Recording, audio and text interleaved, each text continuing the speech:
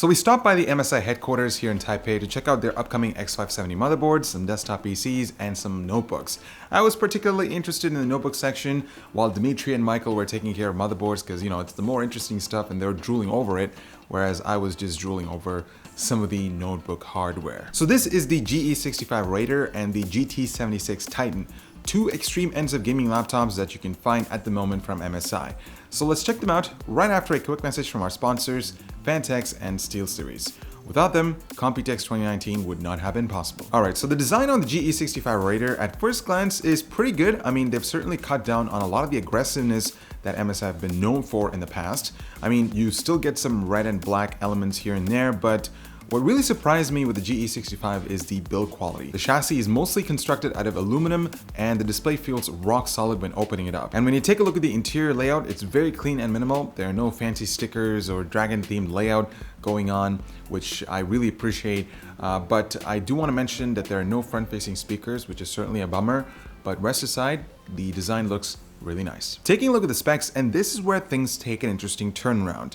The GE76 can be configured up to an 8-core 16-threaded Core i9 9880H CPU, and remember, this is inside a 15-inch form factor, so cooling is certainly a question mark. The memory can be configured up to 64 gigabytes. There are two M.2 NVMe slots and a 2.5-inch hard drive, so great flexibility in terms of storage. Now the Wi-Fi card on the GE76 Raider is from Killer. In this case, it's the Wi-Fi 6 module that's supposed to offer up to 2.4 gigabits per second of theoretical throughput.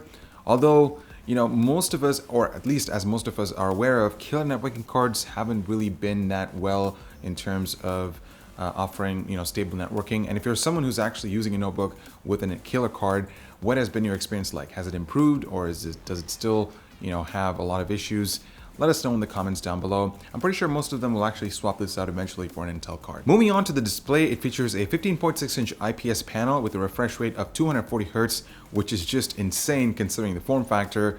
And when you pair it up with something like, the RTX 2070 non-Max-Q GPU, I guess the whole experience would just be pretty awesome. The keyboard layout is pretty straightforward. Steelseries has been a long-time partner of MSI and they have one of the best keyboards in the industry. There's good amount of travel distance, plus it features RGB lighting.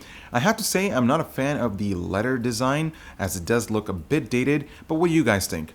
The trackpad does feature Windows position drivers, although it's not a glass surface, so it didn't feel as nice as something like what's found on the Blade 15. The I/O consists of Gigabit Ethernet, HDMI, mini DisplayPort, USB 3.1 Gen 2, Type-C, audio jacks, a couple more USB 3.1 Gen 2 ports, and a full-size SD card reader, which is really nice. Now the lack of a Thunderbolt 3 port is really odd, especially in a notebook of this caliber, and when I asked MSI about this, they mentioned that when they conducted a survey, they realized that most gamers don't see Thunderbolt 3 as a benefit, which is really interesting because I would have liked to see Thunderbolt 3, especially in a notebook of this within this price range, because you are paying a premium for it. Speaking of that, pricing for the GE76 Raider starts at $1599 for the base model, and it can go all the way up to $2199 for the spec'd out 8-core 16-threaded Core i9 processor and an RTX 2070 non-Max-Q GPU. Next up is the GT76 Titan. This is the big boy, the all-in-all desktop replacement notebook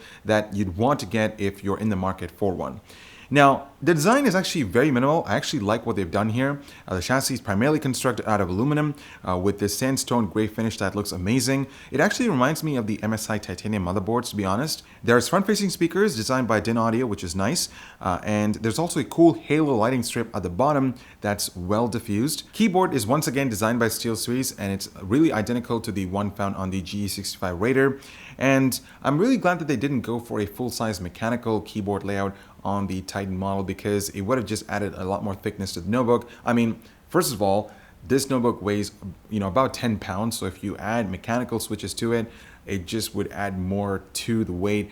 And like I said, it just wouldn't look that great, to be honest. Now, in terms of specs, expect the absolute best of the best. So you can configure this laptop with up to a Core i9 9900K processor, and while there were some thermal challenges, MSI does seem to have that thing sorted out pretty well. I mean, as you can see, I did get a chance to crack open up the bottom, and boy oh boy, what a work of art. There are 11 heat pipes to cool the unlocked CPU as well as the GPU, which in this case can be up to an RTX 2080 non-Max-Q variant. MSI does claim that all 8 cores can run up to 5 GHz, and they'll actually ensure to make sure that every unit that leaves the factory hit those clock speeds. In terms of memory, you can spec this out to up to 120 gigabytes of RAM, and the highest end SKU does have that option. There are 4 slots in total. 2 of them can be easily accessed through the back, whereas the other 2 are on the other side, which might be a little bit challenging to get to.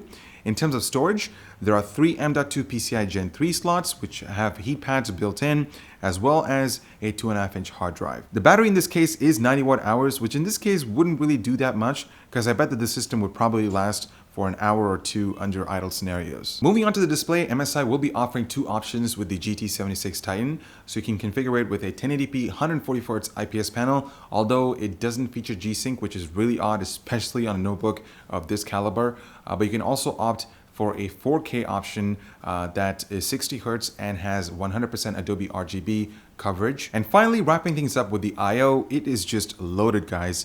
So there's HDMI, mini DisplayPort, Type-C Gen 2, couple of USB 3.1 Gen 2 Type A ports, and oddly enough, a micro SD card reader.